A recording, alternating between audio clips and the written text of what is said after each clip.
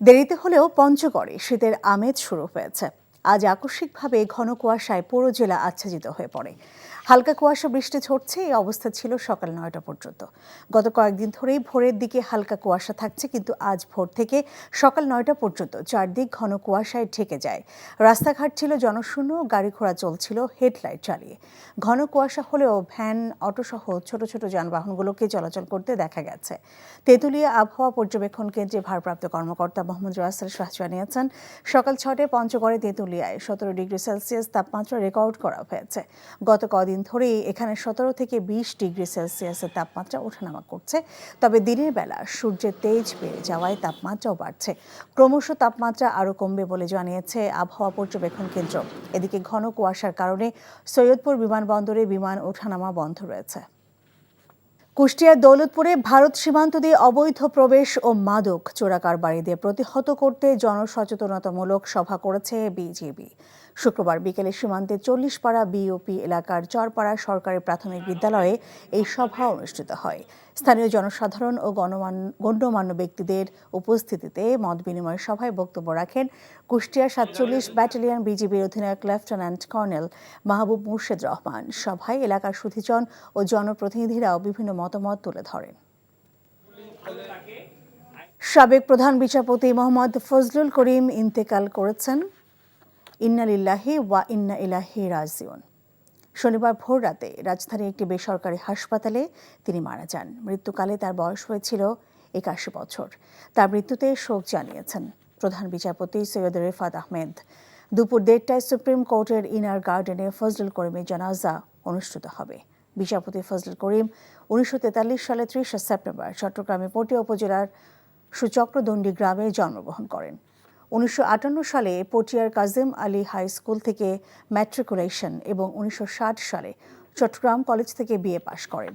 1962 সালে ঢাকা বিশ্ববিদ্যালয় থেকে এলএলবি ডিগ্রি নেওয়ার পর 1969-এ লন্ডনের লিঙ্কনস ইন থেকে বার এট ল হন।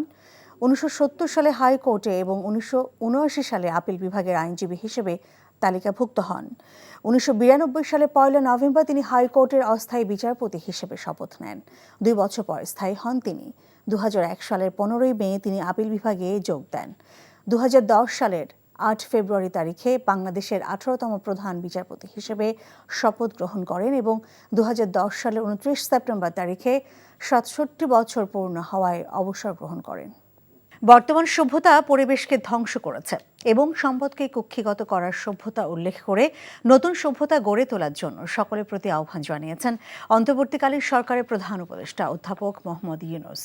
সেন্টার ফর গভর্নেন্স স্টাডিজ আয়োজিত বে অফ বেঙ্গল কনভেনশনের উদ্বোধন করতে গিয়ে তিনি এমন আহ্বান জানান। একটি ভঙ্গুর বিশ্ব প্রতিপাদ্য নিয়ে শুরু হওয়া এই কনভেনশনে দেশীয় আলোচক ছাড়াও বিশ্বের বিভিন্ন দেশ থেকে আলোচকবৃন্দ অংশ নিচ্ছেন। এবারে 16 বছর বাংলাদেশের মানুষের উপর জগদ্দল পাথরের মতো বসে থাকা একটি ফ্যাসিস্ট সরকারকে যে একতার মাধ্যমে উৎখাত করা হয়েছে, সেই একতার মাধ্যমেই নতুন একটি সভ্যতা গড়ে তোলা সম্ভব বলে আশা প্রকাশ করেন ডক্টর ইউনূস। বাংলাদেশের জনগণের চাহিদাকে প্রাধান্য দিয়ে তার সরকার মানবাধিকার, বাক স্বাধীনতা, ন্যায় বিচার নিশ্চিত করার জন্য প্রয়োজনীয় সংস্কার করবে বলেও জানান doctor Yunus. I'm always a compulsive optimist. I always believe in the power of idea, power of imagination. I keep on insisting, if we can imagine together, it becomes irresistible. Let us imagine together. Let us create a new civilization. This civilization has failed us. From environmental perspective alone, it has turned out to be a self-destructive civilization. From economic perspective, it has led to extreme accumulation of wealth. When we work as one, we have the power to change the course of history, like we have done in Bangladesh 100 days back. Textile খাত নিয়ে কেউ যাতে কোনো ধরনের ষড়যন্ত্র না করতে পারে সে ব্যাপারে জাতীয়তাবাদী টেক্সটাইল ইঞ্জিনিয়ার্সদের সতর্ক থাকার আহ্বান জানিয়েছেন বিএনপির স্থায়ী কমিটির সদস্য ডক্টর AZM জাহিদ হোসেন। রাজধানী ইঞ্জিনিয়ার্স ইনস্টিটিউশনের জাতীয়তাবাদী টেক্সটাইল ইঞ্জিনিয়ার্স অ্যাসোসিয়েশন অব বাংলাদেশের 3য় জাতীয় কাউন্সিলের উদ্বোধনী পর্বে এমন মন্তব্য করেন তিনি। এ সময় তিনি সুষ্ঠু ও গণতান্ত্রিক প্রক্রিয়ায় যাতে সংগঠনের নেতা নির্বাচিত হয় সে বিষয়ে সকল কাউন্সিলরদের আহ্বান জানান। তবে সংগঠনের নেতৃত্ব নির্বাচিত করার আগে বিগত আন্দোলন সংগ্রামে প্রার্থীদের অবদান মূল্যায়ন করে সংগঠনের কাউন্সিলরদের ভোট দেওয়ার অনুরোধ জানান।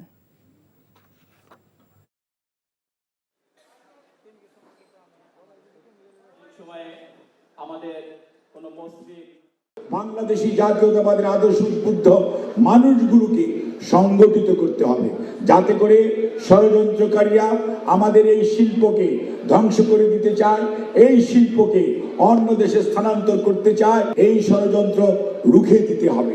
রুখে দেওয়ার জন্য আপনারাই হচ্ছেন সেই মানুষগুলো যারা মিল ফ্যাক্টরিতে এবং তাদের আমাদের যে শ্রমিক শ্রেণী তাদের দক্ষ এবং অদক্ষ শ্রমিকদেরকে গাইড করার লোক হচ্ছেন আপনারা। কাজেই তাদেরকে সংগঠিত করা এবং তাদেরকে দেশপ্রেমী উদ্বুদ্ধ করা। মশাবাহিত ডেঙ্গু রোগে আক্রান্ত রোগীর মৃত্যু থামানো যাচ্ছে না। এক্ষেত্রে সিটি কর্পোরেশনের নানা উদ্যোগ কেন সফল হচ্ছে না সে ব্যাপারে গবেষণালব্ধ সুনির্দিষ্ট কিছু কারণসহ সুপারিশ দিয়েছেন মশা নিয়ে গবেষণায় আছেন এমন একজন বাংলাদেশি শিক্ষক। মশার লালা প্রোটিন কিভাবে রক্ত খাওয়ার আচরণ ও রোগ সংক্রমণ নিয়ন্ত্রণ করে এমন বিষয়ের উপর জাপানের কানাজাওয়া ইউনিভার্সিটি থেকে পিএইচডি অর্জনকারী শিক্ষকের সাথে কথা বলেছেন শামসুল হক হায়দরি। ক্যামেরায় ছিলেন এনামুল হক। শহরের বিভিন্ন এলাকায় মশা মারতে ধোঁয়ায় আচ্ছন্ন করে ফেলছেন সিটি কর্পোরেশন নিয়োজিত কর্মীরা। পাশাপাশি নালা নর্দমা কিংবা জলাবদ্ধ স্থানে ছিটান তরল ঔষধ। এসবের পরও পরিস্থিতির তেমন উন্নতি হচ্ছে না। এই অবস্থার একাধিক কারণ আছে বলে জানান মশা নিয়ে গবেষণাকারী এই বিশেষজ্ঞ। ফগার মেশিন দিয়ে মশা কন্ট্রোল করা যাবে এটা আসলে আমার তেমন বেশি এই জায়গাতে আমার আস্থা নাই। এখন আমরা যে আসলে ক্লোরোপাইরিপস অথবা টেলপস যেটা ইউজ করতেছি না কেন ওইটা কি আসলে আমাদেরকে খুব ভালো কোয়ালিটির ইউজ করতেছি এই জায়গাতে আমার একটা কনসার্ন আছে। এটা কি এক্সপায়ার্ড? আমরা যখন বাইরে থেকে অনেকগুলো জিনিস নিয়ে আসি এগুলো ব্যবসায়ীরা বিভিন্ন ধরনের জিনিসগুলো বিভিন্নভাবে নিয়ে আসার পরে এগুলো কি হয় কোয়ালিটি আদৌ মেনটেন করে কিনা আমার এই জায়গায় যথেষ্ট সন্দেহ আছে। মশা মারার চেষ্টার চাইতে মশার লার্ভা নির্মূলে বেশি নজর দিতে হবে। এ কাজে স্থানীয় সরকারের পাশাপাশি নগরবাসীকে সম্পৃক্ত করলে ভালো ফল পাওয়া যাবে বলে মত এই গবেষকের। আমরা যদি এই ক্লোরোপাইরিপস বলি যেটা লার্ভিসাইড বলি এগুলো এত দাম না, এগুলো সস্তা এবং সরকার অথবা প্রশাসন যারা যেভাবে কাজ করতেছে এরা যদি এই জিনিসগুলা মানুষের বাসা বাড়িতে নিজেরাই প্রোভাইড করতো এবং ওদেরকে যদি এনকারেজ করতো যে আমাদের লোকবল সংকট আছে, আপনারা বাসার আশেপাশে যে ড্রেন আছে এই ড্রেনের আশেপাশে প্রতিদিন সকাল বিকাল একটু একটু আপনারা লার্ভিসাইডটা দিবেন। সরকার এবং আমরা সিটি ডিউএলআর যারা আছে এরা যদি আমরা কম্বাইনলি একসাথে কাজ করি এটা আমাদের জন্য আরও সহজ হবে। বর্তমানে মশা তাড়াতে বাসা বাড়িতে কয়েল সহ নানা উপাদান ব্যবহার করা হয়। এসব ব্যবস্থা স্বাস্থ্যের জন্য ক্ষতিকর। এই অবস্থায় মশার কামড় থেকে বাঁচতে ঘরে তৈরি সহজ একটা রেসিপিও দিলেন ডক্টর আশিকুল। লবঙ্গ ইউজ করি, তারপর মৌরি ইউজ করি, তারপর আমরা সিনামন স্টিক্স ইউজ করি যেগুলোকে আমরা দারুচিনি বলে থাকি। এগুলো সব কিছু গ্রাইন্ডিং করে এটা জাস্ট আমরা টি স্টেনার দিয়ে আমরা ওইটা নিয়ে নিব। ওইটা নিয়ে যে ঠিক সেম আমরা করোনার সময় যেভাবে 20 টাকা 30 টাকা দামের বিভিন্ন স্যানিটাইজার স্প্রে ইউজ করেছিলাম স্প্রের মধ্যে এগুলো আমরা ভরার পরে আমরা যখন কোনো জায়গায় যাব কিছুক্ষণ পরে ঘন্টা আধা ঘন্টা পরে এটা আমরা এখানে স্প্রে করব। এটা কোনো ধরনের টক্সিসিটি গো করে না, কোনো ধরনের অ্যালার্জিক রিয়াকশন করে না। মশা নিয়ে গবেষণার জন্য উন্নত ল্যাব সৃষ্টি করতে হবে। সেখানে বিশেষজ্ঞদের কাজে লাগাতে পারলে পরিস্থিতি নিয়ন্ত্রণে রাখা সম্ভব বলে মনে করেন সংশ্লিষ্টরা। শামসুল হক হায়দরি, এনটিভি নিউজ, চট্টগ্রাম। বাংলা বর্ষপঞ্জি অনুযায়ী আজ পহেলা অগ্রহায়ণ, হেমন্তের শুরু। হেমন্ত এলে বাঙালি ঘরে ঘরে শুরু হয় খুশির আমেজ। সকালের হিমশীতল বাতাস জানিয়ে দেয় শীতের আগমনী বার্তা। আর এই ঋতুকে ঘিরে উদযাপিত হয় গ্রাম বাংলার নবান্ন উৎসব, যার সঙ্গে মিশে আছে বাঙালির ঐতিহ্য ও সংস্কৃতি। প্রতি বছরের মতো এবারও ঢাকা বিশ্ববিদ্যালয়ের চারুকলা অনুষদের বকুলতলায় নবান্ন উৎসবের আয়োজন করে জাতীয় নবান্ন উৎসব পর্ষদ। আরাফাত ইসলামের রিপোর্টে দেখুন বিস্তারিত।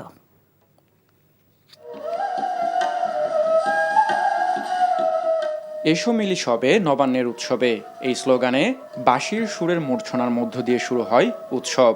এরপর একে একে দেশবরেণ্য শিল্পীরা একক ও দলীয়ভাবে সঙ্গীত, নৃত্য এবং আবৃত্তি পরিবেশন করেন, যার মধ্যে ফুটে ওঠে আবহমান গ্রাম বাংলার পুরনো দিনের রূপ বৈচিত্র্য।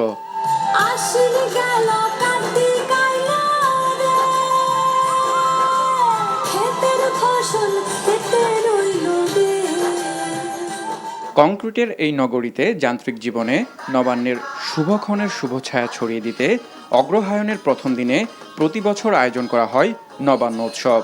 ২৫ বছর পূর্তিতে এবারের ২৬তম উৎসবে সেই বার্তায় দিলেন আয়োজক কর্তৃপক্ষ। এই অনুষ্ঠানগুলোকে নিয়ে আমাদেরকে মিলন মেলা তৈরি হয়, সবাই কিন্তু নবান্নকে ঘিরে এসছে।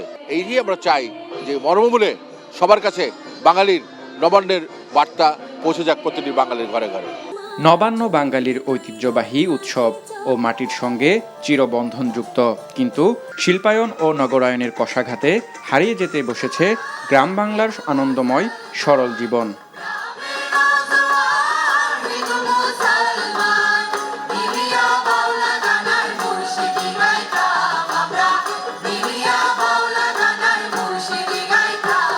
নবান্ন বাঙালির ঐতিহ্যবাহী উৎসব ও মাটির সঙ্গে চির বন্ধনযুক্ত, কিন্তু শিল্পায়ন ও নগরায়নের কষাঘাতে হারিয়ে যেতে বসেছে গ্রাম বাংলার আনন্দময় সরল জীবন।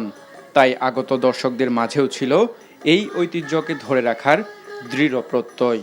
নবান্ন উৎসব তো বাঙালির প্রাণের উৎসব। আসলে এই উৎসব মানে হচ্ছে কৃষকের হাসি, পাকা ধানের গন্ধ, পিঠার গন্ধ। নবান্ন উৎসবটা আসলে আমাদেরই একটি নিজেদের ঐতিহ্য, লোক উৎসব। তো এই রকম একটা আয়োজনে আমরা ধৃতি নর্তনালয়ে অংশগ্রহণ করে খুবই আনন্দিত সবাই। আগে যেমন গ্রাম বাংলায় এই বিশেষ করে নবান্ন উৎসব এবং শীতকালে পিঠা উৎসব আরো অনেক ধরনের উৎসব হতো, মেলা বা অনেক ধরনের, আস্তে আস্তে এগুলো হারিয়ে যাচ্ছে। উৎসবে আগত ক্ষুদে শিল্পী ও শিশুরাও মেতেছিল আনন্দে, আর কণ্ঠে ছিল নিজের সংস্কৃতিকে লালন করার দীপ্ত স্লোগান। নবান্ন উৎসব হচ্ছে বাংলার সংস্কৃতির একটি বিশেষ ঐতিহ্য, আর আমাদের সংস্কৃতি ধরে রাখা হচ্ছে এতে, এবং আমরা সবাই এইটা নিয়ে শিখতে পারছি যে নবান্ন উৎসবে আসলে কি হয়। আমরা এখান থেকে শিখতে পারছি যে সবাই একত্রে থাকলে সবসময় সবকিছু ভালো হয়, যে সবাই আনন্দ করে গান গাচ্ছে, নাচছে, আর দর্শকেরা দেখছে, আনন্দ করছে, এটাও একটা অন্য ধরনের আনন্দ। নবান্ন মানেই আমন ধানের নতুন চালের পিঠা, তাই উৎসবকে প্রাণবন্ত করতে ছিল বাহারি ধরনের পিঠাপুলির সমাহার। ধর্মবর্ণ নির্বিশেষে সকলে মিলে বাঙালির ঐতিহ্যকে বুকে ধারণ করে দেশ এগিয়ে যাবে, এমনটাই প্রত্যাশা সবার। আরাফাত ইসলাম, এনটিভি নিউজ, ঢাকা। ঢাকার মধ্যে দখল হওয়া মাঠগুলো দ্রুতই পুনরুদ্ধার করা হবে এবং প্রয়োজন অনুযায়ী মাঠগুলোকে সংস্কার করা হবে বলে জানিয়েছেন যুব ও ক্রীড়া উপদেষ্টা আসিফ মাহমুদ সজীব ভুঁইয়া। মানিক মিয়া এভিনিউতে শারীরিক প্রতিবন্ধীদের জন্য শহীদ ফারহান ফাইয়াজ খেলার মাঠ উদ্বোধন অনুষ্ঠানে এসব কথা বলেন তিনি। উদ্বোধনী অনুষ্ঠানে বিশেষ চাহিদা সম্পন্ন শিশুদের হাতে ক্রীড়া সামগ্রী তুলে দেন ক্রীড়া উপদেষ্টা। এ সময় বিশেষ চাহিদা সম্পন্ন ব্যক্তিদের ক্রীড়া ক্ষেত্রে সম্পৃক্ত করার গুরুত্ব তুলে ধরেন ক্রীড়া উপদেষ্টা। এছাড়া পাঠ্য বইতে জুলাই গণ অভ্যুত্থানে শহীদদের নাম অন্তর্ভুক্ত করার আশ্বাস দেন তিনি। বিভিন্ন স্টেডিয়ামে নাম বদলে স্থানীয় শহীদদের নামে নামকরণের প্রক্রিয়া চলমান রয়েছে বলেও জানিয়েছেন আসিফ মাহমুদ। স্টেডিয়াম নির্মাণে গুরুত্ব না দিয়ে বিভিন্ন জায়গায় উন্মুক্ত খেলার মাঠ তৈরির পরামর্শ ক্রীড়া উপদেষ্টার।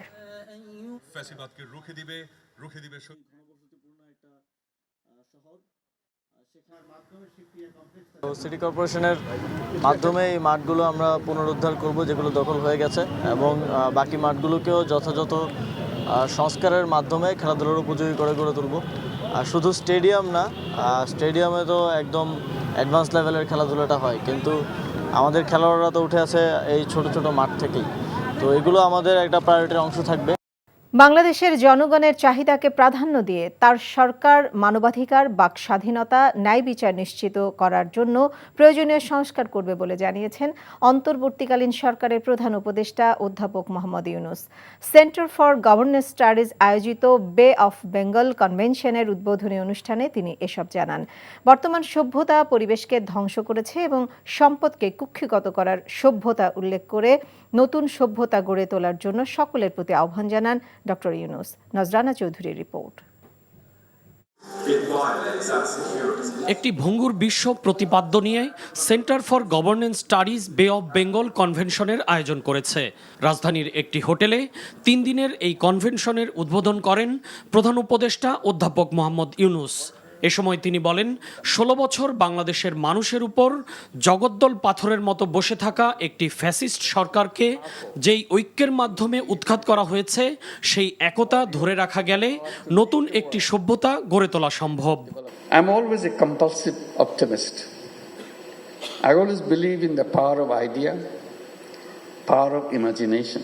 I keep on insisting, if we can imagine together, it becomes irresistible.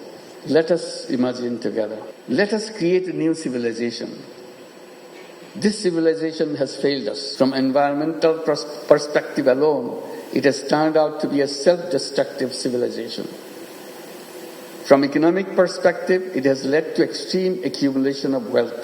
When we work as one, we have the power to change the course of history, like we have done in Bangladesh 100 days back. কনভেনশনের 77টি সেশনে গণমাধ্যমের স্বাধীনতা, জলবায়ু পরিবর্তন, বাণিজ্য, ভূরাজনীতি ও মানবাধিকারের মতো বিষয়ে দেশি বিদেশি বিশেষজ্ঞরা আলোচনা করবেন। প্রধান উপদেষ্টা তার বক্তব্যে বলেন, বাংলাদেশ বারবার প্রমাণ করেছে কিভাবে প্রতিকূল পরিস্থিতি মোকাবেলা করতে হয়। Voices of the entire nation, voices that have demanded change, voices that continue to push us all to build a future based on human rights, freedom of speech, justice, and inclusion.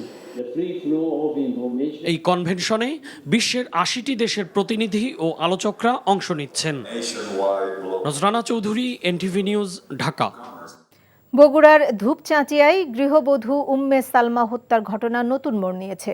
হাত খরচের টাকার জন্য ছেলে সাদ বিন আজিজুর রহমান মাকে হত্যা করে deep ফ্রিজে রেখে পালিয়ে গেছে। ঘটনার 2 দিন পরে এমন দাবি করেছিল র্যাব। তবে পুলিশ বলছে, সালমার ছেলে সাদ নয়, হত্যাকাণ্ডে সরাসরি জড়িত তাদের ভাড়াটিয়া। এই ঘটনায় অভিযুক্ত 3 জনকে আটক করেছে পুলিশ। বগুড়া থেকে আতিকুর রহমান সোহাগের পাঠানো রিপোর্ট, ক্যামেরায় ছিলেন এমদাদুল হক। গত রোববার দুপচাঁচিয়া উপজেলার জয়পুরপাড়া এলাকায় নিজ বাড়িতে খুন হন উম্মে সালমা। খুনিরা তার মরদেহ ডিপ ফ্রিজে রেখে পালিয়ে যান। এর ঠিক 2 দিন পর জিজ্ঞাসাবাদের জন্য উম্মে সালমার ছোট ছেলেকে আটক করে র্যাব 12 বগুড়া ক্যাম্প সদস্যরা। পরে র্যাব জানায়, উম্মে সালমার ছেলে সাদ বিন আজিজুর রহমান স্বীকার করেছেন তিনি নিজেই তার মাকে হত্যা করেছেন। আর এখন জেলা পুলিশ বলছে, সাদ তার মাকে হত্যা করেনি, তাদের বাড়ির ভাড়াটিয়া মাবিয়া আক্তার 2 সহযোগীকে নিয়ে এই হত্যাকাণ্ড ঘটিয়েছেন। গৃহবধূ উম্মে সালমা হত্যাকাণ্ডের বিষয়ে আমরা তদন্ত কার্যক্রম আমাদের অব্যাহত আছে। আপনারা দেখেছেন, জেনেছেন, এই ঘটনায় নতুন করে 3 জন গ্রেপ্তার হয়েছে। গতকালকে আমরা তাদেরকে আদালতে সোপর্দ করি। তাদের মধ্যে একজন স্বীকারোক্তিমূলক জবানবন্দি দিয়েছে। আমরা তো আমরা ওই ভাড়াটিয়াকে প্রথম থেকে আমাদের সন্দেহ ছিল, কারণ ওই মহিলার চাল চলন ভালো ছিল না। নতুন উঠছে যে 6 মাস হচ্ছে, ওঠার পর থেকেই মা বলতেছিল যে ওনার বাসায় আজে বাজে লোক আসে। এখন প্রমাণ হয়েছে যে আমার ভাই নির্দোষ, কারণ আমরা নিজেরাও সিসিটিভির ফুটেজ দেখছি। তো আমরা মোটামুটি সব দিক থেকে বুঝতে পারছি যে সে নির্দোষ, আর র্যাবের তদন্তে কিছুটা ভুল ছিল। দুপচাঁচিয়া থানা পুলিশ জানায়, হত্যাকাণ্ডের সময় ওই বাসা থেকে খোয়া যাওয়া ওয়াইফাই রাউটার এবং মোবাইলের সূত্র ধরে তারা প্রথমে আটক করেন বাসার ভাড়াটিয়া মাবিয়া আক্তারকে। জিজ্ঞাসাবাদে মাবিয়া জানায়, 4 মাস আগে উম্মে সালমার ওই বাসা ভাড়া নিয়ে এখানে মাদক ও অনৈতিক কাজ চালিয়ে যাচ্ছিলেন। বিষয়টি টের পাওয়ার পর উম্মে সালমা ও তার স্বামী আজিজুর রহমান ভাড়াটিয়া মাবিয়া আক্তারকে 1 মাস ধরে বাড়ি ছেড়ে যাওয়ার জন্য বলছিলেন। তার কাছে 2 মাসের ভাড়াও পাওনা ছিল।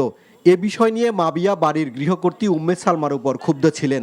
তাই তিনি তার সহযোগী ও মাদক ব্যবসায়ী সুমন চন্দ্র সরকার এবং মুসলিমকে নিয়ে উম্মে সালমাকে হত্যার পরিকল্পনা করেন। পরিকল্পনা মাফিক ঘটনার সময় মাবিয়া প্রথম ওই বাসায় প্রবেশ করেন, পরে মোবাইল ফোনে ডেকে আনেন 2 সহযোগী সুমন ও মুসলিমকে। তারা 2 জন বাসায় ঢুকে চেতনানাশক স্প্রে করে প্রথমে উম্মে সালমাকে অচেতন করে হত্যা করে। এরপর তার হাত পা বেঁধে বাসার ডিপ ফ্রিজে ঢুকিয়ে রেখে 3 জনই সেখান থেকে বেরিয়ে যান। পুলিশ জানায়, আটকের পর মাবিয়া, সুমন ও মুসলিম উম্মে সালমাকে হত্যার কথা স্বীকার করে ঘটনার পুরো বিবরণ দিয়েছেন। NTV news desk. বিগত আওয়ামী লীগ সরকার নজিরবিহীন দুর্নীতি ও অনিয়মের মাধ্যমে দেশের আর্থিক খাতে গভীর ক্ষত তৈরি করেছে বলে মন্তব্য করেছেন অর্থ উপদেষ্টা ডক্টর সালেউদ্দিন আহমেদ। দুপুরে রাজধানীর ব্র্যাক বিশ্ববিদ্যালয়ে financial and economic reforms in Bangladesh শীর্ষক এক অনুষ্ঠানে এ মন্তব্য করেন তিনি। এ সময় সিপিডির সম্মানীয় ফেলো ডক্টর দেবপ্রিয় ভট্টাচার্য বলেন, আওয়ামী লীগ সরকার দেশের মানুষকে অর্থনীতির যে প্রবৃদ্ধির তথ্য দিয়েছিল তাতে মারাত্মক ভুল ছিল। দৃশ্যমান উন্নয়নের জন্য আর্থিক ও জ্বালানি খাত বিগত সরকার খেয়ে ফেলেছিল বলেও মন্তব্য করেন তিনি। আওয়ামী লীগ সরকারের ভুল কৌশলের খেসারত বর্তমান সরকারকেও উত্তরাধিকার সূত্রে টানতে হচ্ছে বলেও জানান অর্থ উপদেষ্টা। ফাইন্যান্সিয়াল সেক্টরে এত বড় একটা গভীর ক্ষত প্রকাশিত হয়েছে যেটা আপনার বাইরে থেকে কল্পনা করতে পারবেন না। এবং বাংলাদেশ ব্যাংকের গভর্নর যিনি আছেন আমার ছাত্র ছিল, সে IMF এ ছিল বহুদিন। আমার বলে যে আমি পৃথিবীর কোনো দেশে দেখি নাই 25 বছরে, সে তো বহু দেশ গিয়েছে। এইরকম ফাইন্যান্সিয়াল সেক্টর এত অনিয়ম, এত বিশৃঙ্খলা, এত করাপশন কোথাও দেখে নেই। এখন সেখান থেকে আমাদের বেরিয়ে আসতে হবে। যে প্রবৃদ্ধির যেই তথ্য আমাদের দেওয়া হয়েছিল, সেই প্রবৃদ্ধির যে উপাত্ত দেওয়া হয়েছিল, এইটার ভিতরে মারাত্মক ধরনের সমস্যা ছিল। এবং এক পর্যায়ে যে আমরা বলেছি, আমি অন্য জায়গায় বলেছি, তথ্য উপাত্তের রাজনৈতিকীকরণ করা হয়েছিল, the politicization of the data and information. Fascist Hasina সরকারের আমলে গণমাধ্যমের স্বাধীনতা হরণ করা হয়েছিল। ডিজিটাল নিরাপত্তা আইন সহ বিভিন্ন কালাকানুনের কারণে সাংবাদিকদেরও হয়রানি ও নির্যাতনের শিকার হতে হয়েছে। সকালে জাতীয় প্রেস ক্লাবে সাধারণ সভায় একথা বলেন সাংবাদিক নেতারা। এ সময় বক্তারা অবিলম্বে ফ্যাসিবাদের দোসরদের প্রেস ক্লাব থেকে সদস্যপদ বাতিলের দাবি করেন। বলেন, প্রেস ক্লাবের নির্বাচনের আগে সংস্কার জরুরি, তাই বিগত দিনে যোগ্যতা থাকা সত্ত্বেও শুধুমাত্র দলীয় কারণে যাদের সদস্যপদ দেওয়া হয়নি তাদের অন্তর্ভুক্ত করার দাবি জানানো হয়। সেই সঙ্গে ভুয়া সদস্যপদ বাতিল করে যোগ্য ও পেশাদার সাংবাদিকদের সদস্যপদ দেওয়ার আহ্বানও জানান তারা। এছাড়া ফরিদা ইয়াসমিন ও শ্যামল দত্তের নেতৃত্বাধীন সাবেক কমিটির দুর্নীতির তথ্য তুলে ধরা হয়। এখনও ষড়যন্ত্র শেষ হয়নি উল্লেখ করে ফ্যাসিবাদের বিরুদ্ধে সাংবাদিকদের ঐক্য গড়ার প্রত্যয় ব্যক্ত করেন সাংবাদিক নেতৃবৃন্দ। প্রশ্ন করা হতো না বলেই কর্তৃত্ববাদের উত্থান হয়েছিল। বর্তমান প্রেক্ষাপটেও অনেক ক্ষেত্রে প্রশ্ন করা হচ্ছে না বলে মন্তব্য করেছেন সাংবাদিক তাসনিম খলিল। সকালে ঢাকা বিশ্ববিদ্যালয়ের সামাজিক বিজ্ঞান অনুষদে নির্বাসনে স্বাধীন চিন্তা শীর্ষক আলোচনায় তিনি একথা বলেন। এ সময় তিনি আরও বলেন, আওয়ামী লীগ সরকারের আমলে কথা বললে নির্যাতনের শিকার হতে হয়েছে। নতুন বাংলাদেশে যাতে আর মত প্রকাশের জন্য নির্যাতনের শিকার হতে না হয় সেই আশাবাদও ব্যক্ত করেন তাসনিম খলিল। অনুষ্ঠানে গবেষক ও শিক্ষক মোবাশ্বের হাসান অভিযোগ করেন, ফ্যাসিজম সন্ত্রাসের মাধ্যমে মানুষকে চুপ রাখতে চেয়েছিল। বলেন, সমাজের সবার কথা বলার অধিকার থাকতে হবে। আমরা সবসময় ব্ল্যাঙ্ক চেক দিয়ে রেখেছি বিভিন্ন ক্ষমতা থেকে। ইনওয়ে এখনো আমরা দিচ্ছি। এখনকার যে অন্তর্বর্তীকালীন সরকার, তাদেরকেও কিন্তু অনেক কিছু নিয়ে প্রশ্ন করা হয় না। সার্জিস আলম বলছেন যে আহত পলিটিক্স, এই ধরনের উৎকট কুৎসিত আপত্তিজনক কথা বলার পরেও আমি আজকে অন্তত কোথাও এখন পর্যন্ত দেখিনি যে এটা কেউ সমালোচনা করছে। শেখ হাসিনার কর্তৃত্ববাদ প্রতিষ্ঠায় বিচার বিভাগ অনুঘটক হিসেবে কাজ করেছে বলে মন্তব্য করেছেন টিআইবি নির্বাহী পরিচালক ডক্টর ইফতেখারুজ্জামান। সকালে টিআইবির আয়োজনে সুপ্রিম কোর্ট রিপোর্টার্স ফোরামের সদস্যদের এক কর্মশালায় তিনি একথা বলেন। তিনি আরও বলেন, বিচার বিভাগ ও গণমাধ্যমের স্বাধীনতা অঙ্গাঅঙ্গিভাবে জড়িত। বিচার বিভাগের সুফল পেতে হলে রাজনৈতিক সংস্কার আসতে হবে বলেও মনে করেন ডক্টর ইফতেখার। অনুষ্ঠানে সাংবাদিকদের বিরুদ্ধে আদালত অবমাননার মামলায় আইনি লড়াইয়ে পাশে থাকার ঘোষণা দেন অতিরিক্ত অ্যাটর্নি জেনারেল অনিকার হক।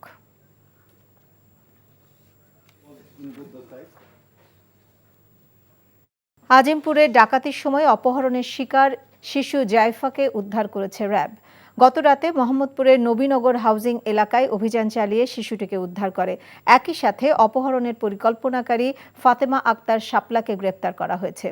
প্রাথমিক জিজ্ঞাসাবাদে শাপলা জানায়, বেশ কয়েকদিন আগে জাইফাকে অপহরণের পরিকল্পনা করে সে। গেল বৃহস্পতিবার জাইফাদের বাসায় সাবলেটের নাম করে ওঠে শাপলা। চাচাতো ভাই পরিচয়ে আরও 3 জনকে পরে বাসায় নিয়ে আসে সে। পরের দিন সকালে অস্ত্রের মুখে বাসায় ডাকাতি করে এবং 8 মাসের শিশু আরিসা জান্নাত জাইফাকে তুলে নিয়ে যায়। ভাবে কাজ শুরু করেন এবং এর অপহরণকারী চক্রের যে সদস্য মহিলাকে আমরা আটক করেছি, তার দেওয়া তথ্য মতে তিনি রাতের বেলা সেখানে তাদেরকে সবাইকে ঘুমের ওষুধ এবং চেতনানাশক ওষুধ খাওয়ান, যে শাপলা। তিনি তার সহযোগী 3 জন ছেলেকে সেই বাসায় নিয়ে আসেন এবং দরজা খুলে তাদেরকে ভিতরে প্রবেশ করান। তাদের নাম হচ্ছে সুমন, রায়হান এবং হাসান। জাইফা বা মেয়েকে তারা ছিনিয়ে নেন। আমরা এই ভিকটিম 8 মাস বয়সী জাইফা, তাকে আমরা উদ্ধার করতে সক্ষম হয়েছি। চট্টগ্রামে অনুষ্ঠিত হয়েছে মেধাভিত্তিক TV reality show Ispahani Mirzapur Banglabid 6ষ্ঠ বর্ষের বাছাই পর্ব। সকালে Nasirabad Ispahani school and college ক্যাম্পাসে বাছাই পর্বে অংশ নেয় চট্টগ্রামের বিভিন্ন স্কুলের কয়েক হাজার শিক্ষার্থী। বাছাই শেষে ঢাকায় মূল পর্বে অংশগ্রহণের সুযোগ পায় 7 জন। আয়োজকরা জানান, নতুন প্রজন্মের কাছে বাংলা সংস্কৃতি, শুদ্ধ বাংলা বানান ও ব্যবহারে উদ্বুদ্ধ করতে 6ষ্ঠবারের মতো ইস্পাহানি টি লিমিটেড আয়োজন করছে ইস্পাহানি মির্জাপুর বাংলাবিদ। প্রতিযোগিতায় বিচারকের দায়িত্ব পালন করেন চট্টগ্রাম বিশ্ববিদ্যালয়ের সংস্কৃত বিভাগের সহকারী অধ্যাপক ডক্টর কুশল বরণ চক্রবর্তী এবং আবৃত্তি শিল্পী মহিদুল ইসলাম।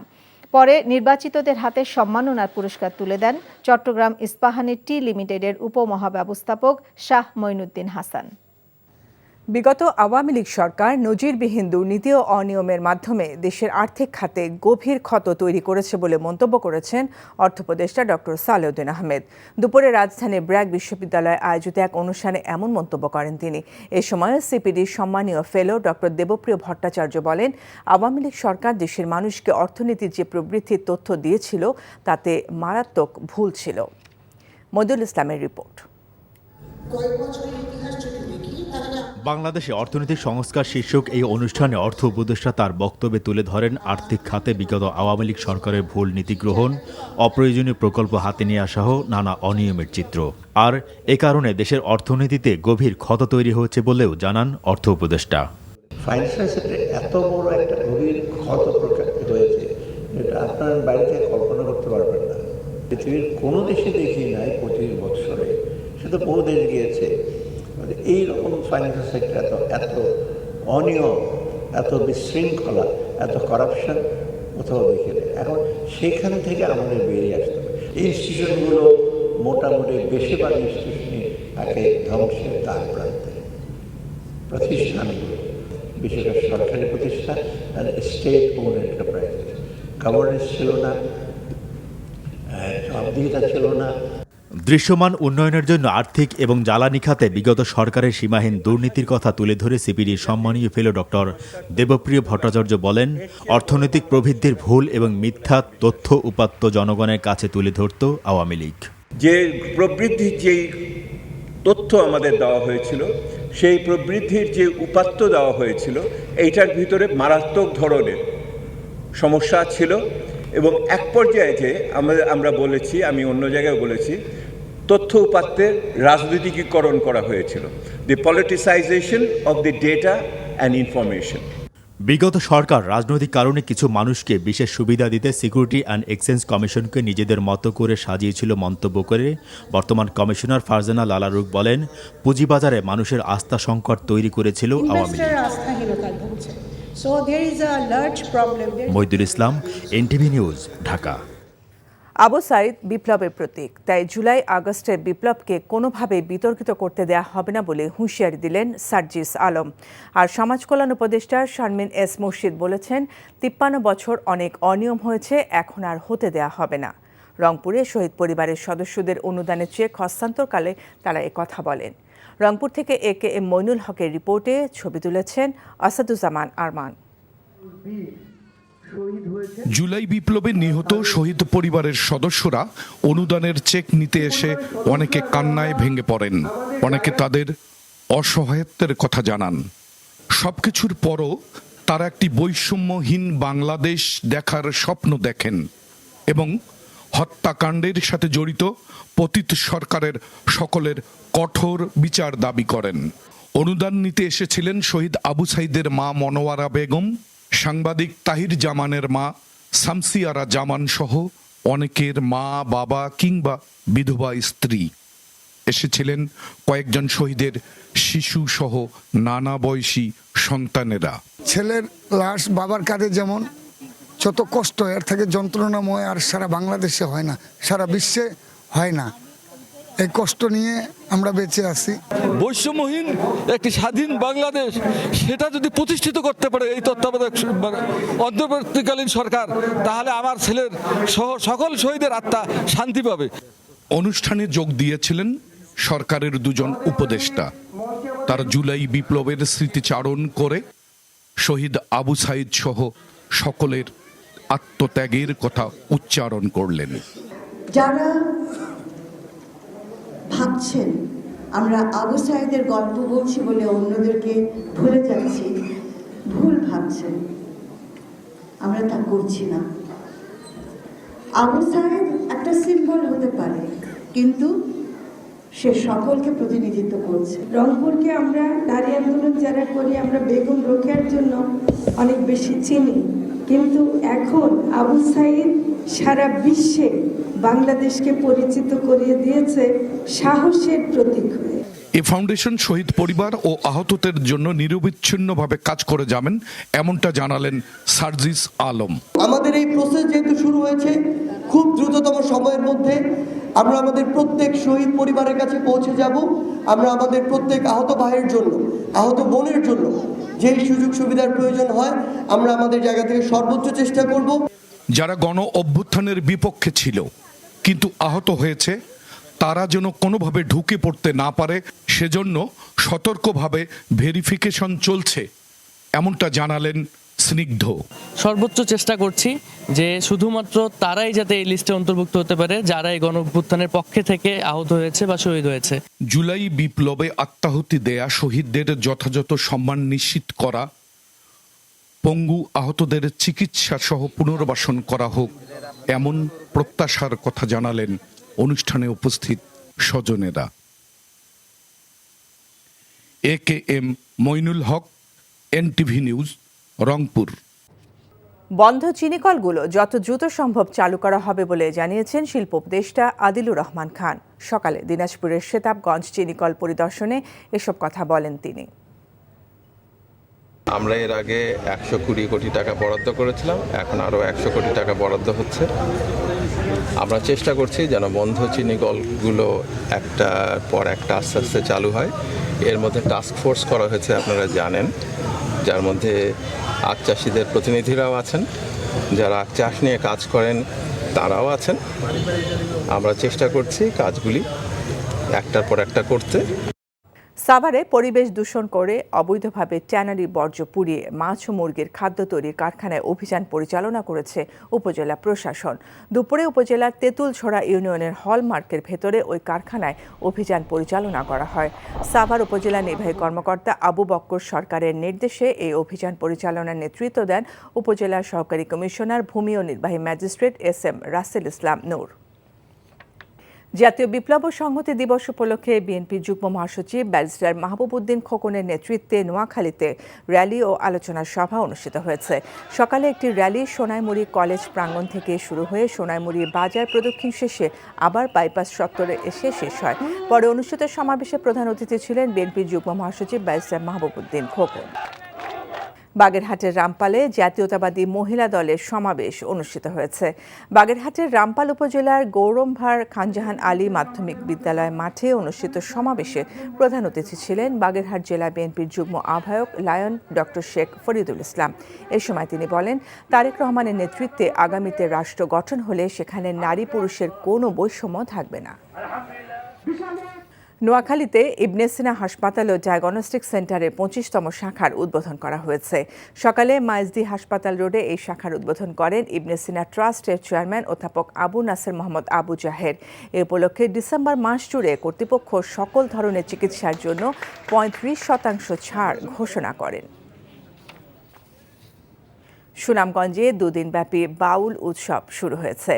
শুক্রবার সন্ধ্যায় জেলা শিল্পকলা একাডেমি প্রাঙ্গণে 2 দিনের বাউল উৎসবের উদ্বোধন করেন প্রধান উপদেষ্টার কার্যালয়ের সচিব সাইফুল্লাহ পান্না।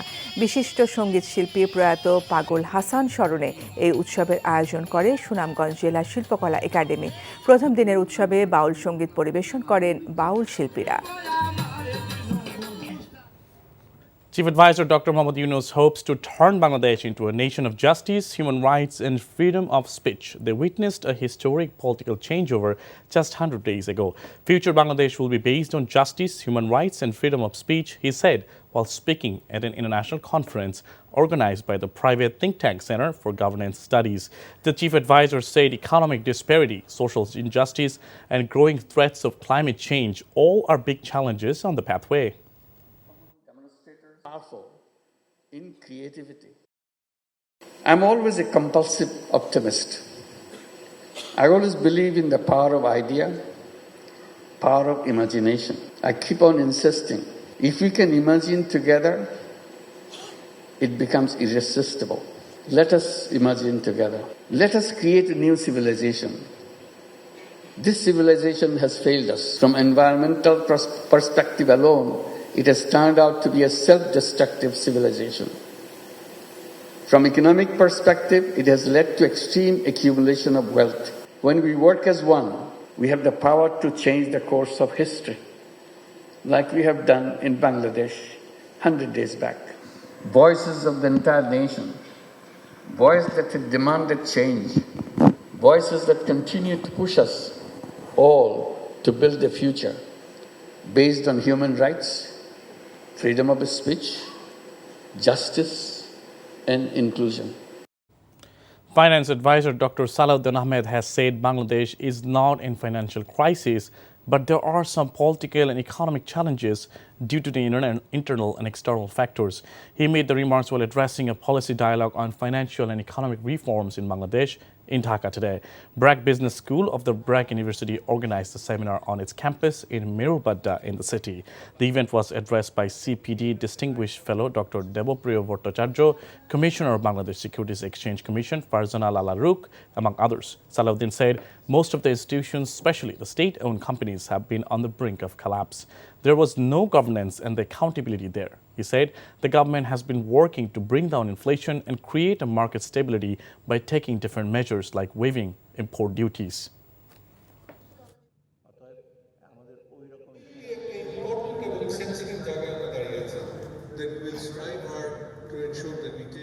ফাইন্যান্সিয়াল সেক্টরে এত বড় একটা গভীর ক্ষত হয়েছে যেটা আপনার বাইরে থেকে কল্পনা করতে পারবেন না।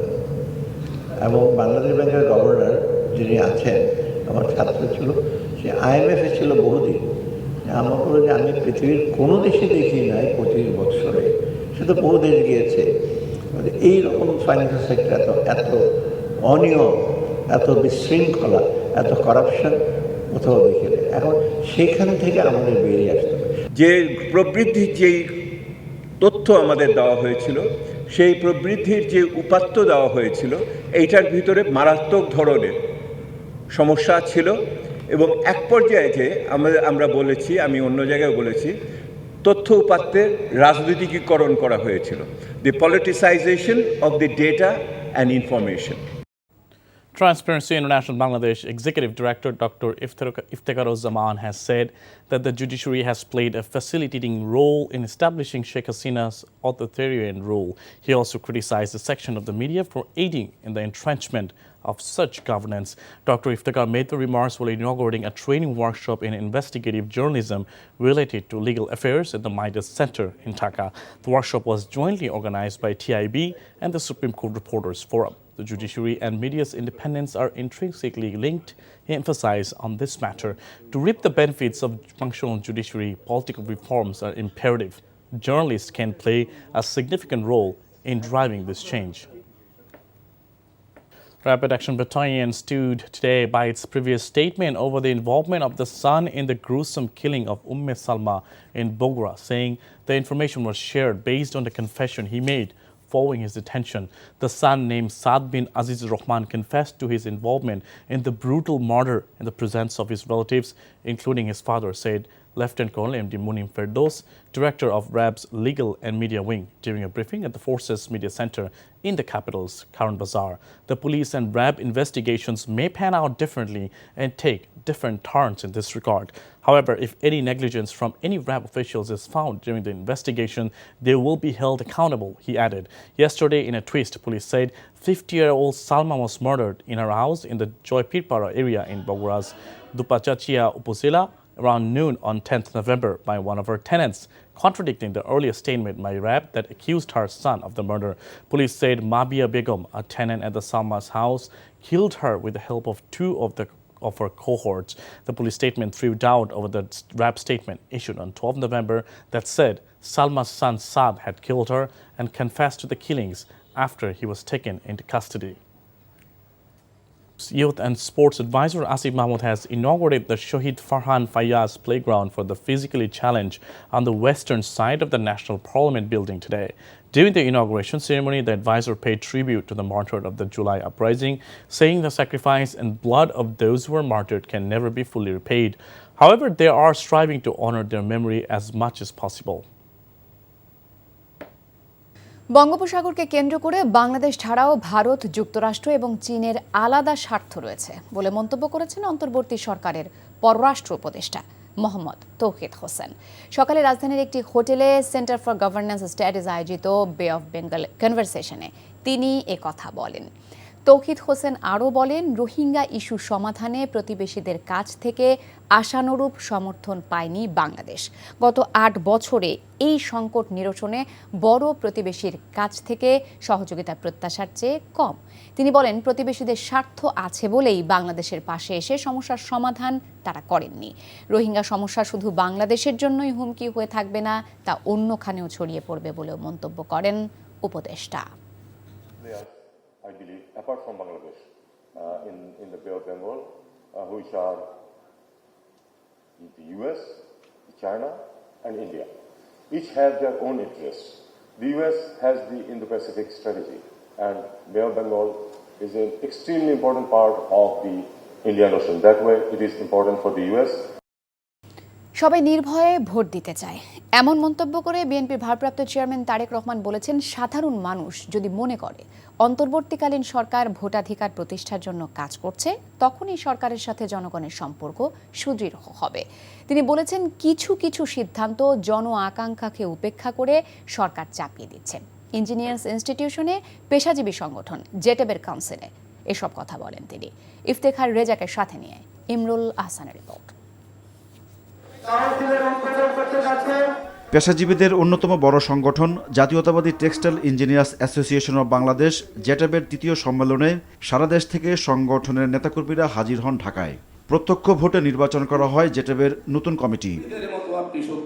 সমাপনী অনুষ্ঠানে লন্ডন থেকে ভার্চুয়ালি যুক্ত হয়ে বিএনপির ভারপ্রাপ্ত চেয়ারম্যান বলেন, দেশের গার্মেন্টস শিল্পের অগ্রযাত্রা ঠেকাতে নানামুখী চক্রান্ত চলছে।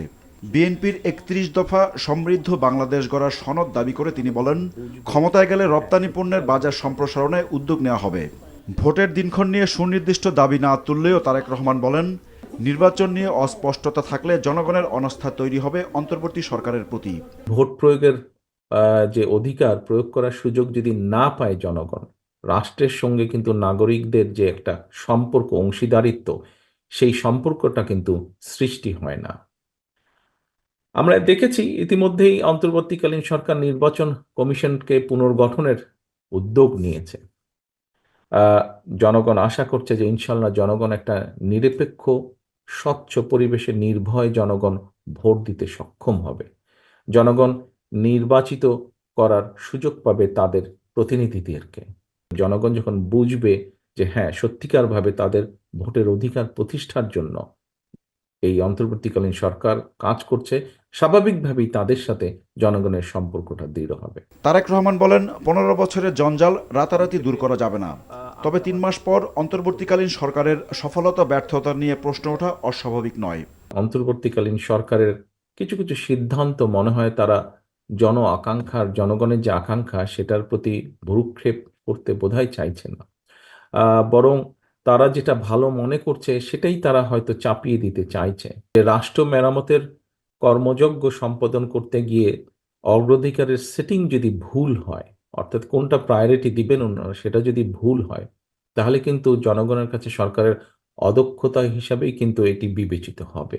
জুলাই আগস্টের ছাত্র জনতা যে বা জনগণের যে গণ অভ্যুত্থান, আহতদের চিকিৎসা, নিরাপত্তা অগ্রাধিকার লিস্টের নেই বা থাকলেও কত নম্বরে ছিল, নিত্য প্রয়োজনীয় দ্রব্যের যে দাম, এই বিষয়টাও অন্তর্বর্তীকালীন সরকারের প্রায়োরিটি লিস্টের মধ্যে কত নম্বরে আছে।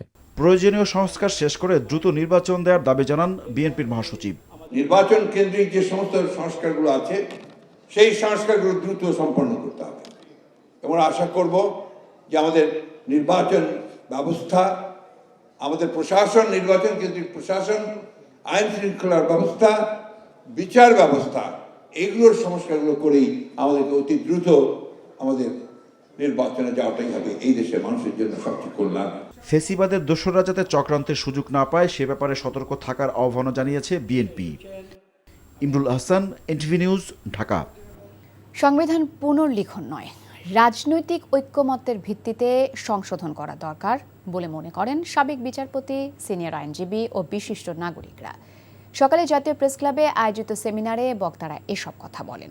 সব সরকারই সংবিধানকে রাজনৈতিক বিবেচনায় সংশোধন করেছে উল্লেখ করে তারা আরও বলেন, পঞ্চদশ সংশোধনীর মাধ্যমে সংবিধানকে বেশি কলুষিত করা হয়েছে। আরও জানাচ্ছেন হাসান জাবেদ। জুলাই আগস্ট ছাত্র জনতার গণ অভ্যুত্থানের পর সংবিধান সংস্কার নিয়ে নানা মহলে আলোচনা শুরু হয়। সংস্কার কমিশনও গঠন করে অন্তর্বর্তী সরকার। এমন প্রেক্ষাপটে ল রিপোর্টার্স ফোরাম কেমন সংবিধান চাই শিরোনামে এই সেমিনারের আয়োজন করে।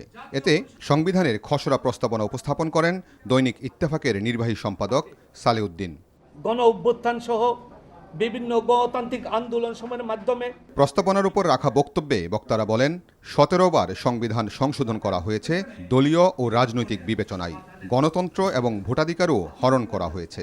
সংবিধানটাকে নষ্ট করা হয়েছে, অনেকগুলো সংশোধনের মাধ্যমে নষ্ট করা হয়েছে। সবচেয়ে বেশি নষ্ট করেছে বোধহয় পঞ্চদশ সংশোধনী। এটা সম্পূর্ণ অসাংবিধানিক এবং একই সাথে ওই এক সংসদ আরেক সংসদের হাত পা বেঁধে দেওয়া কোনোভাবেই গ্রহণযোগ্য নয়। তো এই সংবিধানটাকে নষ্ট করেছে। আরও অনেকগুলো অসঙ্গতি আছে যেগুলো পরিবর্তন করা দরকার। সাংবিধানিক সীমাবদ্ধতার কথা আপনাদের চিন্তায় রাখতে হবে, কারণ আমরা এখন পর্যন্ত এক্সিস্টিং সাংবিধানিক কাঠামোর মধ্যে আছি বলে মনে হয়।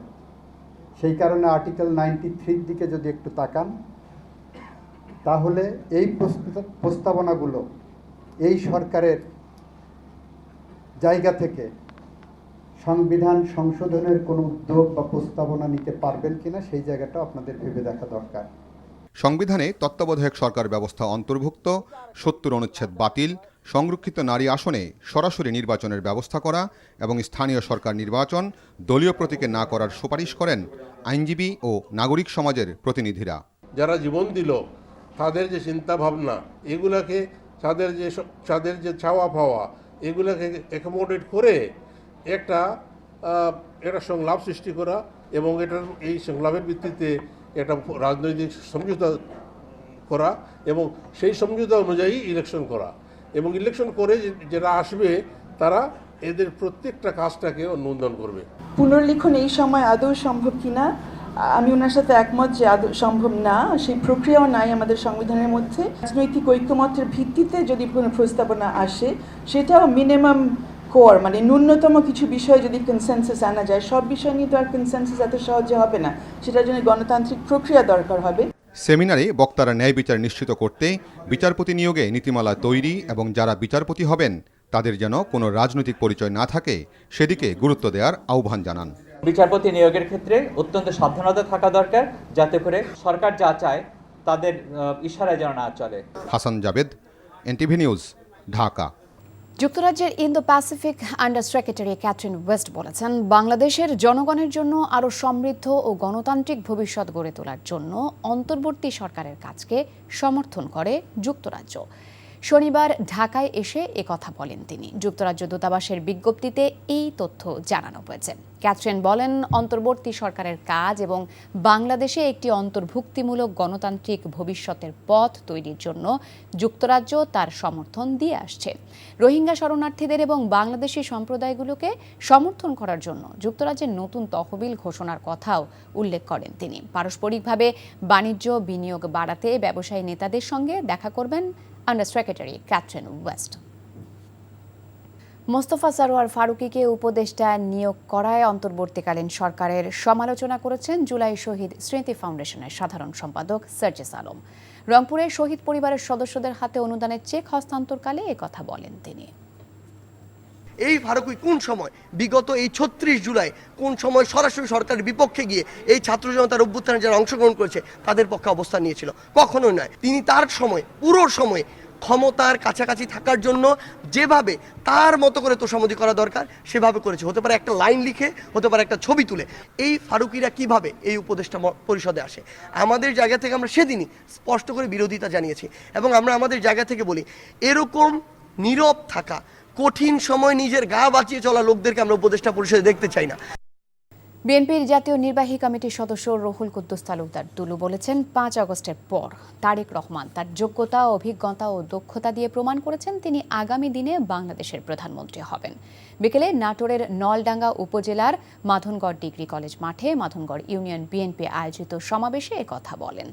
বিএনপি নেতা আনসার আলীর সভাপতিত্বে সমাবেশে জেলা বিএনপির ভারপ্রাপ্ত আহ্বায়ক শহীদুল ইসলাম বাচ্চু, যুগ্ম আহ্বায়ক দেওয়ান শাকিন, সদস্য সচিব রহিম নেওয়াজ সহ অন্য নেতারা বক্তব্য রাখেন। সাফ চ্যাম্পিয়ন হওয়া নারী দলকে ১ কোটি টাকা পুরস্কার প্রদানের সিদ্ধান্ত হয়েছে বাংলাদেশ অলিম্পিক অ্যাসোসিয়েশনের সভায়। নতুন সভাপতি সেনাপ্রধান জেনারেল ওয়াকারুজ্জামান দায়িত্ব নিয়ে প্রথম সভায় এমন সিদ্ধান্ত নিয়েছেন।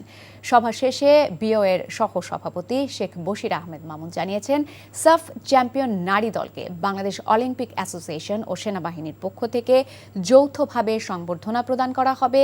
পাশাপাশি ১ কোটি টাকা পুরস্কার দেওয়া হবে নারী দলকে। এর জন্য কক্সবাজারে একটি অনুষ্ঠান আয়োজন করা হবে। এর আগেও ২০২২ সালে বাংলাদেশ সেনাবাহিনী সাফ চ্যাম্পিয়ন নারী দলকে আর্থিক পুরস্কার দিয়েছিল। সাফ চ্যাম্পিয়ন হয়ে সাবিনা খাতুনরা এবার ক্রীড়া মন্ত্রণালয় থেকে ১ কোটি টাকা পুরস্কার পেয়েছেন। এছাড়া বাফুফে ১.৫ কোটি ও বিসিবি ২০ লাখ টাকা বোনাস ঘোষণা করেছে।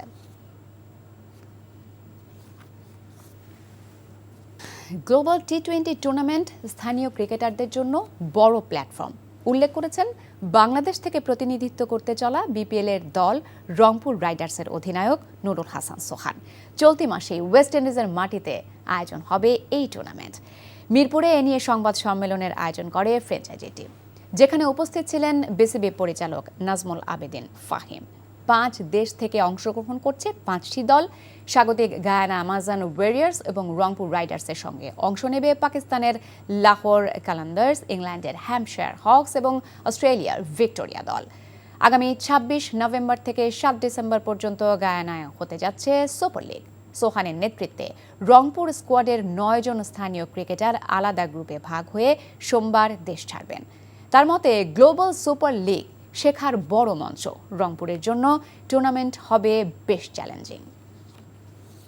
ফরিদপুরে ইস্পাহানি নিবেদিত আনোয়ারা মান্নান বেগ ফুটবল টুর্নামেন্টের ফাইনাল খেলা অনুষ্ঠিত হয়েছে। ফরিদপুরের চর ভদ্রাসন উপজেলার চর সুলতানপুর স্কুল মাঠে বিকেলে ফাইনাল খেলায় যশোরের শামসুল হুদা ফুটবল একাডেমি ৭-৪ গোলে গোপালগঞ্জের পান্নু ফুটবল একাডেমিকে পরাজিত করে চ্যাম্পিয়ন হয়। পুরস্কার বিতরণী অনুষ্ঠানে উপস্থিত ছিলেন বাংলাদেশ জাতীয় দলের সাবেক ফুটবলার শেখ মোহাম্মদ আসলাম, আলফাজ আহমেদ, ইমতিয়াজ আহমেদ নকিব, সাইদ হাসান কানন, ইস্পাহানি টি লিমিটেডের বিভাগীয় ব্যবস্থাপক SM তরিকুল ইসলাম ও ডক্টর মহসিন বেগ। বিপুল সংখ্যক দর্শক উপস্থিত থেকে প্রতিদ্বন্দ্বিতাপূর্ণ এই ফাইনাল খেলাটি উপভোগ করেন।